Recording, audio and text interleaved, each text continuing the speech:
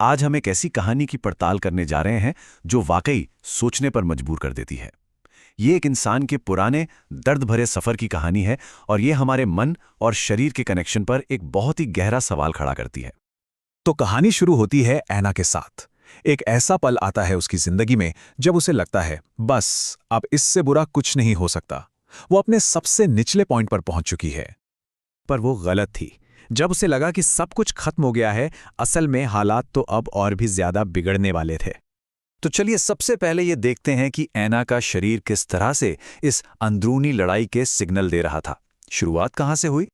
तो सबसे पहले ये सब शुरू हुआ कुछ बहुत ही दर्दनाक फिजिकल लक्षणों से।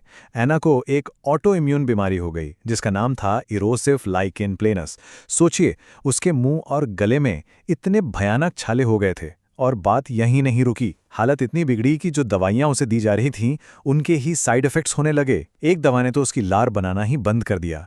नतीजा, वो कुछ भी ठोस खा नहीं सकती थी और धीरे धीरे उसकी भूख भी पूरी तरह से मर गई। अब यहां यह समझना बहुत जरूरी है कि ऐना का शरीर ना एक साथ तीन तीन मोर्चों पर जंग लड़ रहा था। एक तरफ बीमारी का फिजिकल स्ट्रेस, दूसरी तरफ दवाइयों का केमिकल स्ट्रेस और ऊपर से इमोशनल स्ट्रेस तो था ही। मतलब ये सब मिलकर एक परफेक्ट स्टॉर्म, एक ऐसा तूफान बन गया था जो उसकी बीमारी को और बढ़ा रहा था।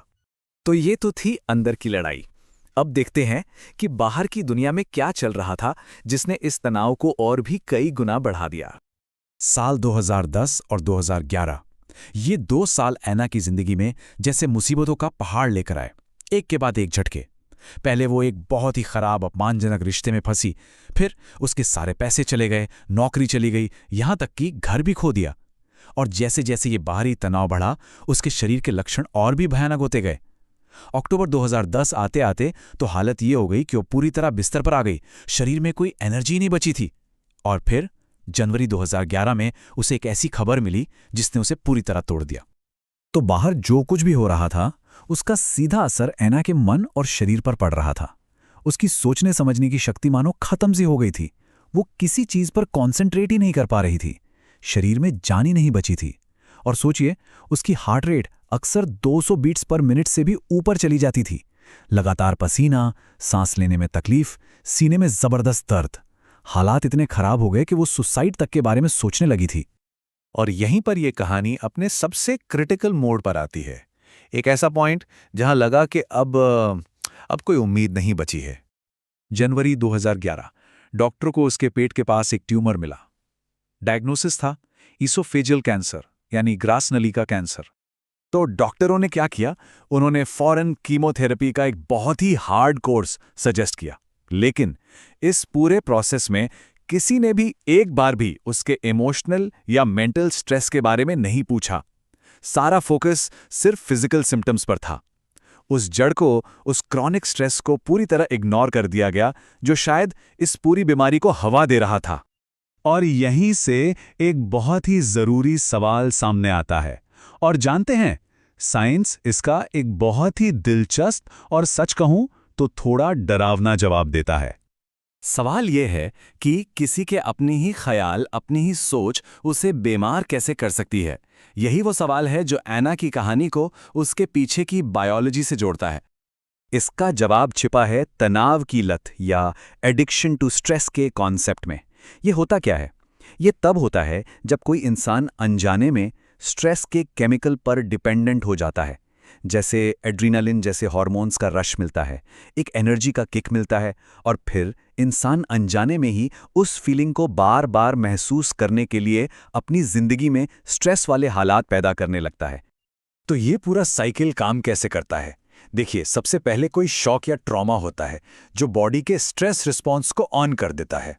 फिर बॉडी में पावरफुल स्ट्रेस हार्मोन्स की बाढ़ आ जाती है।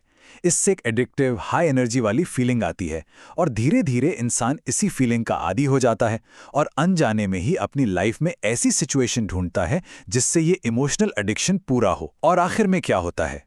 ये लंबे समय तक चलने वाला स्ट्रेस शरीर के उन जेनेटिक बटन्स को दबा देता है जो बीमारियां पैदा करते हैं। तो अगर हम ऐना के केस में देखें तो बात बहुत सीधी है। अगर ऐना लगातार अपनी प्रॉब्लम्स और अपने पास्ट के बारे में सोच सोचकर अपने स्ट्रेस रिस्पॉन्स को चालू रख रही थी, तो इसका मतलब है कि उसके अपने ही विचार उसे बीमार बना रहे थे। वो अनजाने में ही उन ख्यालों की आदी हो चुकी थी जो उसे इतना बुरा महसूस करवा रहे थे। चलिए अब वापस ऐना की कहानी पर चलते हैं। देखते हैं कि इस सबसे बुरे दौर के बाद कहानी ने क्या मोड़ लिया। अपनी पहली कीमोथेरेपी के बाद ऐना पूरी तरह से बिखर गई।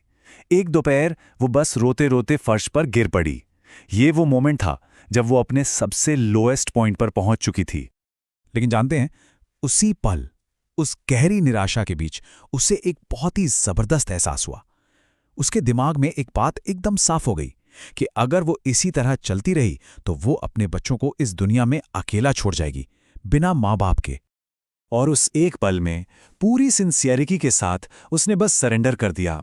उसने एक रास्ता मांगा और वादा किया कि अगर उसकी प्रार्थना सुन ली गई तो वो अपनी जिंदगी के हर एक दिन के लिए शुक्रगुजार रहेगी और दूसरों की भी मदद करेगी। और वो पल, वो उसके अंधेरे से भरे सफर का अंत था।